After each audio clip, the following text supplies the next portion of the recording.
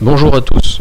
Dans cette vidéo, je vais vous montrer comment utiliser le logiciel GeoGebra pour faire des figures géométriques et je vais vous montrer aussi la première propriété du chapitre droite parallèle et droite perpendiculaire.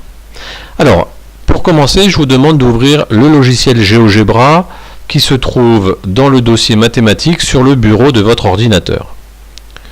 Une fois que vous allez l'avoir ouvert, vous tomberez sur une configuration qui va ressembler à celle qui est affichée devant vous. Je vous demanderai de changer l'affichage pour qu'il corresponde plus à ce dont on va faire.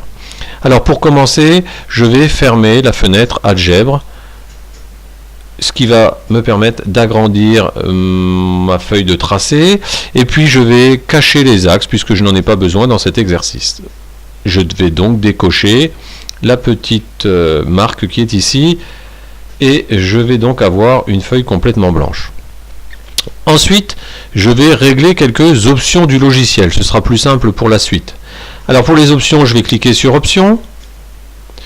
Ensuite, je vais aller voir dans Étiquetage et puis je vais lui demander d'étiqueter tous les nouveaux objets. Comme ça, tous les points que je vais créer, toutes les droites que je vais tracer vont avoir un nom et ce nom sera marqué. Comme ça, ce sera plus facile. Alors, pour commencer notre activité, je vous présente le logiciel. Tous les boutons dont nous allons avoir besoin sont placés ici sur le haut et vous pouvez faire dérouler des menus en cliquant sur le petit triangle rouge qui se trouve en bas à droite de chaque bouton, comme ici. D'accord? Alors pour commencer, je vous demande de tracer une droite en sélectionnant l'outil droite et de me placer un point B et un point A, comme ici, de façon à pouvoir tracer la droite qui passe par les points AB, donc c'est la droite AB. Remarquez que ici, le logiciel me donne comme nom pour la droite A. Donc lui, il ne l'a pas appelé D1 ni D2, mais il l'a appelé A. Ça pose pas de problème. D'ailleurs, pour mieux les reconnaître, on va sélectionner avec l'outil sélection ici, on va sélectionner la droite et puis on va lui faire changer de couleur. C'est juste ici que ça se trouve. On va la mettre en bleu et puis avec une épaisseur un peu plus grande. Voilà, de façon à ce qu'on puisse mieux la voir. Bien, une fois que vous avez ces deux points A et B et cette droite, je vais vous demander de tracer une droite perpendiculaire. Alors dans le logiciel, il n'y a pas besoin d'utiliser d'équerre, les perpendiculaires, il sait les faire parfaitement. D'ailleurs, il y a un outil perpendiculaire, il se trouve ici.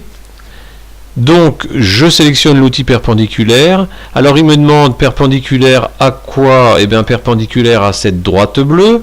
Donc je vais sélectionner la droite bleue. Attention de ne pas cliquer sur le point. Je ne sélectionne pas le point, je sélectionne la droite. Ensuite, il me demande où je veux faire passer ma perpendiculaire. Alors pour simplifier, je vais la faire passer par le point A. Voilà. Ensuite, je vais tracer une deuxième droite perpendiculaire à la droite bleue. Donc je vais resélectionner une deuxième fois ma droite bleue et puis je vais sélectionner mon point B pour faire passer la perpendiculaire par le point B. Alors maintenant que j'ai placé mes deux droites là, je vais les mettre en rouge de façon à mieux les voir. Donc je resélectionne l'outil sélection, l'outil flèche, je sélectionne le premier et puis je vais la mettre en rouge, qu'on la voit bien, et puis le deuxième, de la même manière, je vais le mettre en rouge. Très bien. Avec l'outil sélection, je peux aussi m'amuser à déplacer les points. C'est de la géométrie dynamique, donc c'est tout à fait possible de le faire bouger. On peut déjà, en regardant les deux droites qui sont tracées en rouge, remarquer une petite conclusion. Je n'ai fait que des perpendiculaires, et puis visiblement, il y a une relation particulière entre ces deux droites-là. Mais on reviendra dessus juste après. Alors pour bien marquer que l'on a fait ici un angle droit, je vais lui demander de m'afficher les angles et donc il doit me tracer un angle droit. Alors pour cela, je vais prendre l'outil qui se trouve ici, c'est l'outil angle, et je vais lui demander de me marquer l'angle, ici, de me marquer l'angle entre cette droite rouge et cette droite bleue. Alors remarquez comment il m'affiche l'angle, ça ne ressemble pas du tout à un angle droit, c'est simplement parce que son affichage n'a pas été configuré, donc je vais en profiter pour vous montrer comment configurer les marques pour les angles. Alors pour cela, je prends l'outil sélection, je vais me placer sur l'angle vert, ici je vais faire un clic droit, de façon à ouvrir les propriétés de cet angle. Alors j'ouvre les propriétés de cet angle, vous voyez qu'il y a plusieurs onglets possibles. Moi celui qui m'intéresse c'est l'onglet basique. Je retrouve le nom de l'angle, pas très pratique mais ça fait rien, on n'en a pas vraiment besoin. J'ai bien marqué l'angle droit qui est coché, donc ça c'est parfait. Par contre ici, afficher l'angle entre 0 et 360 degrés, moi ce que je vous demande de faire c'est de le passer entre 0 et 180 degrés. Et là à ce moment là on voit tout de suite que l'angle droit lui c'est configuré sans souci. Vous pouvez fermer la fenêtre, vous avez votre premier angle droit qui est codé. Alors remarquez que l'angle droit, sa mesure est de 90 degrés. Alors ça c'est juste pour vous montrer, parce qu'on refera un chapitre sur les angles plus tard, et on apprendra cet angle droit, on apprendra sa valeur par cœur. Alors je vous demande de marquer le deuxième angle. Alors pour marquer le deuxième angle, je fais pareil, je vais le faire un petit peu plus rapidement. Voilà, je sélectionne l'outil sélection, clic droit propriété, et je vais dans l'onglet basique pour changer entre 0 et 180 degrés. Pardon. Bien, mes deux angles sont marqués, j'ai bien deux angles droits, toujours l'outil sélection, je peux déplacer sans problème ma droite, je remarque que mes angles droits restent toujours parfaits. Revenons un petit peu sur ces deux droites rouges. On peut constater quelque chose sur ces deux droites rouges. Vous l'avez sûrement remarqué, on a vraiment l'impression que ces deux droites rouges sont parallèles.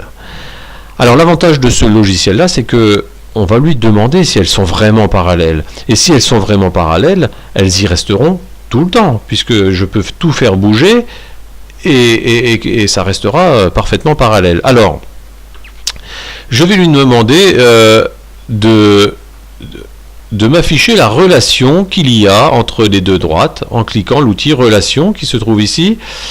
S'il n'y a pas de relation, il va nous le dire, et s'il y en a une, il va nous dire laquelle. Alors je prends l'outil ici relation, je vais cliquer sur une droite rouge, puis sur la deuxième, et il va nous donner la relation qu'il y a entre les deux droites rouges. Alors que nous dit-il? Entre la droite C et la droite B, les deux droites rouges, elles sont parallèles. Il nous dit que ça a été évalué par calcul, donc par conséquent, c'est du calcul parfait. Si je veux en savoir plus, je clique sur plus, et je vais voir que C et B sont parallèles, et que c'est toujours vrai.